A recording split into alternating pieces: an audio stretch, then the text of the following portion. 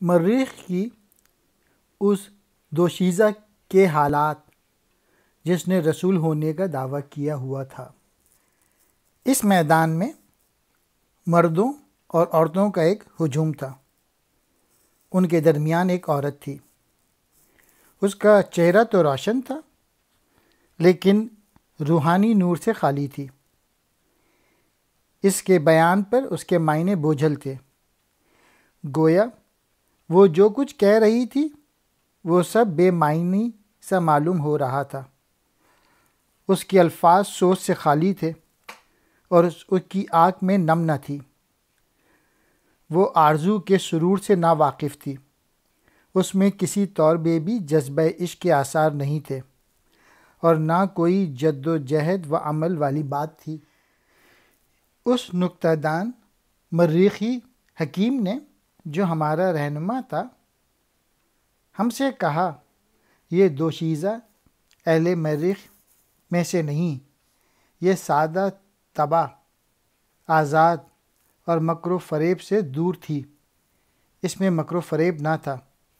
ظالم شیطان نے اسے یورپ سے اغوا کیا تھا۔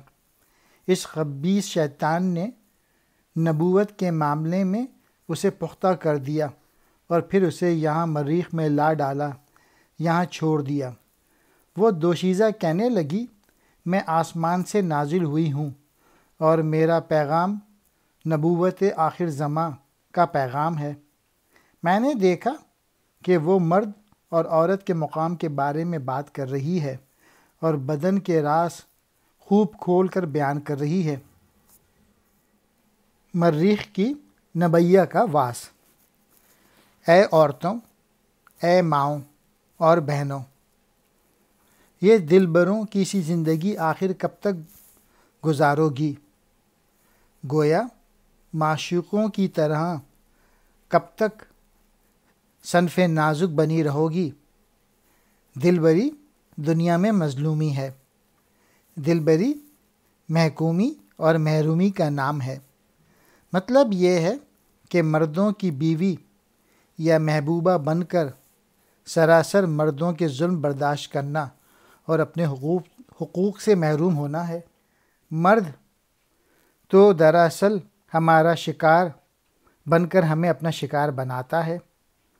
وہ تو تیرے گرد اس لیے پھرتا ہے کہ تجھے وہ عشق کا فریب دے کر اپنا غلام یا قیدی بنا دے۔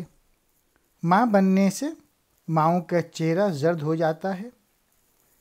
شوہروں کے بغیر آزادی کتنی اچھی ہے۔ گویا جب تو اس کی بیوی بنے گی تو تجھے بچہ جننا پڑے گا اور اس کی پرورش کرنی پڑے گی۔ اس سے تو تیرا خون نچڑ جائے گا، لہٰذا اس سے بچ اور ایک آزاد اور پرمسرت زندگی گزار۔ مجھ پر خدا کی طرف سے مسلسل وحی نازل ہو رہی ہے اور یہ وحی مجھ میں ایمان کی لذت بڑھا رہی ہے۔ یہ ایمان اس دوشیزہ کا خود ساختہ ایمان ہے اور وحی کے فریب سے وہاں موجود حاضرین کو مروب کر رہی ہے۔ اب وہ وقت آ رہا ہے کہ سائنس کے معجزے سے عورت کے بدن کے اندر دیکھا جا سکے، یعنی یہ معلوم ہو جائے کہ ماں کے پیٹ میں بچے کتنے ماہ کا ہو چکا ہے اور وہ بچہ لڑکا ہے یا لڑکی۔ رومی، تو زندہ رود یعنی اقبال، ذرا نئے آئین والے زمانے کے مذہب کو دیکھ، ملاحظہ کر اور ایک لا دین تہذیب کے اثرات یا نتائج ملاحظہ کر۔ یہ بات اس نبیہ کے واس کے حوالے سے کہی ہے۔ حقیقت یہ ہے کہ زندگی کا آئین و شرع عشق ہے۔ تہذیب کی اصل دین ہے اور دین عشق ہے۔ گویا مریخ کی اس نبیہ نے جو کچھ کہا وہ سراسر بے دین تہذیب اور بے عشق دین کی وجہ سے ہے اور یہ دنیا کے معاشروں میں برائیاں اور خرابیوں کا باعث ہے۔ گویا پختہ دین ظاہری علم اور مطالعہ کتب سے حاصل نہیں ہو سکتا۔ فلک مشتری، اللاج اور غالب کی عظیم روحیں جو بہشتی نشیمن گھر کی طرف مائل نہ ہوئیں۔ چونکہ خدا کی نشانیوں کی کوئی حد نہیں ہے، اس لیے اے مسافر، بھلا راستے کی انتہا کہاں ہے؟ گویا مرد خود درس کے لیے ہر منزل ایک نئی منزل کی طرف گامزن ہونے کا باعث بنتی ہے، اور وہ مسلسل چلتا رہتا ہے۔ عقل پہلے کوئی نظریہ قائم کرتی ہے، پھر خود ہی اسے غلط قرار دیتی ہے، جبکہ معرفت و عرفاں کے مقرر کردہ نظریات یقینی ہوتے ہیں۔ حکمت ہر شے کو ہنر کے ترازو میں تولتی ہے، جبکہ یہ معرفت ہر شے کو نظر کے ترازو میں تولتی ہے۔ گویا عقل دلیل سے کسی چیز کو جانچتی ہے، لیکن معرفت اس سے جانچتی ہے۔ وہ یعنی حکمت آب و خاک کو اپنی گرفت میں لائی، جبکہ یہ یعنی معرفت جان پاک کو گرفت میں لائی۔ حکمت و فلسفہ اور سائنسی علوم مادیت ہی میں الجھتے رہے، جبکہ معرفت روحانی تجلیوں سے فیض پاتی ہے۔ کائنات کو دیکھنے والے ان دو مسافروں کا قافلہ رومی اور اقبال کا اب مشتری کے کنارے پہ اترا۔ منصور اللاج ایک آزاد مرد جو اچھے اور برے کی تمیز سے پوری طرح آگاہ ہوتا ہے، اس کی روح بحشت میں نہیں سما سکتی۔ ملا کی جنت تو شراب حور والی جنت ہے، جبکہ آزاد لوگوں کی جنت مسلسل سیر گردش کرنا ہے، یعنی وہ ملا کی طرح ان آسائشوں لذتوں میں نہیں کھو جاتے، بلکہ انہیں اپنے آگے بڑھنے یعنی وہاں بھی روحانی مدارج طے کرنے میں رکاوٹ سمجھتے ہیں۔ ان کا بنیادی مقصد تو محبوب حقیقی کا دیدار ہوتا ہے۔ ملا کی جنت کھانا پینا اور سونا اور موسیقی سننا ہے، جو گویا جنت کا عیش ہے۔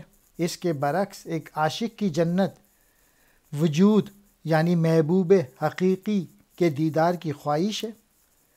ملا کے مطابق حشر قبر کے کھلنے اور بانگ صور پر مردوں کے اٹھنے کا نام ہے، جبکہ ہنگامہ برپا کرنے والا عشق خود قیامت کی صبح ہے۔ گویا ایک عاشق اپنے جذبہ ہائے صادق کی بنا پر قیامت سے پہلے ہی اسے قیامت دیکھ لیتا ہے، اور وہ اپنی زندگی ہی میں حشر و نشر کی کیفیات سے گزر کر محبوب حقیقی کے دیدار سے مشرف ہو جاتا ہے۔ علم و حکمت کی بنیاد خوف اور امید پہ ہے، جبکہ عاشق کے لیے نہ تو امید کی کوئی کیفیت ہوتی ہے اور نہ خوف و ہراس کی۔ گویا علم اس کے لیے امید و بیم کا شکار رہتا ہے کہ خدا جانے حشر میں کیا صورتحال ہوگی، لیکن اس کے برعکس عاشق مشاہدہ حق کی طرف گامزن ہونے کے باعث امید و بیم سے بے نیاز رہتا ہے۔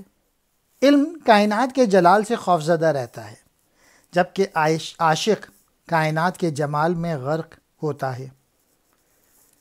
علم کی نظر صرف ماضی اور حال پہ ہوتی ہے، جبکہ عشق کہتا ہے کہ دیکھ کیا آئے گا، آئندہ جو کچھ ہونے والا ہے اس پر نظر ڈال۔ علم کے برعکس عشق آزاد اور غیرت مند اور بے صبر، وہ وجود یعنی محبوب حقیقی کے دیدار کے معاملے میں بے باک اور دلیر ہے۔ بے صبری اس لحاظ سے کہ وہ جلد اس دیدار سے مشرف ہونا چاہتا ہے۔ دل میں عشق کے کانٹوں کی چبھن کے بغیر جینا کوئی جینا نہیں۔ ضروری ہے کہ عاشق پاؤں کے نیچے آگ کے ساتھ جیے، یعنی عاشق کے لیے مسلسل بے قرار رہنا ہی اصل زندگی ہے، اور ایسا فراغ ہی میں ممکن ہے۔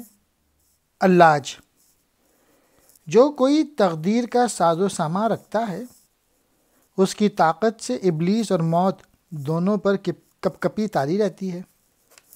ایک پختہ یعنی کامل مرد جبر سے اور بھی زیادہ پختہ ہو جاتا ہے۔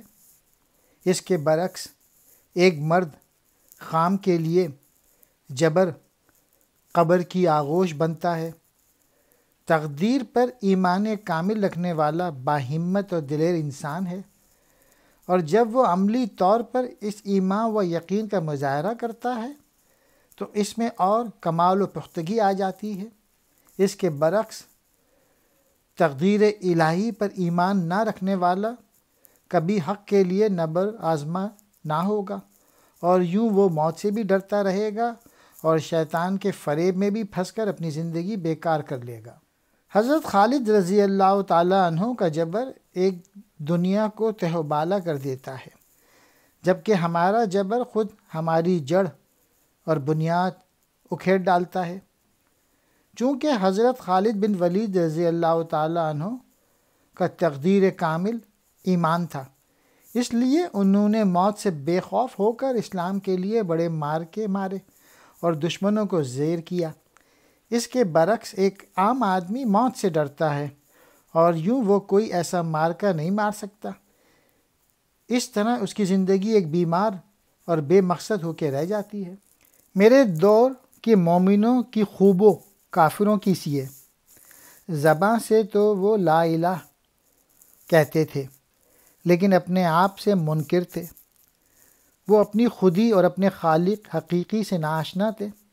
وہ عملاً توحید کی طرف مائل نہ تھے۔ زندہ روح غالب کی روح سے مخاطب ہے: اے غالب، کہ تجھے قدرت کی طرف سے تلاش و جستجو کا درد عطا ہوا ہے۔ غالب: تو اس جہاں میں غور سے دیکھ، یہاں مسلسل جہاں وجود میں آ رہے ہیں، نت نیا جہاں وجود میں آ رہا ہے۔ جہاں کہیں بھی دنیا کا ہنگامہ ہے، وہاں ایک رحمت العالمین بھی ہے۔ سب جہانوں کے لیے رحمت تو صرف حضور اکرم صلی اللہ علیہ وآلہ وسلم ہی کی ذات مبارک ہے۔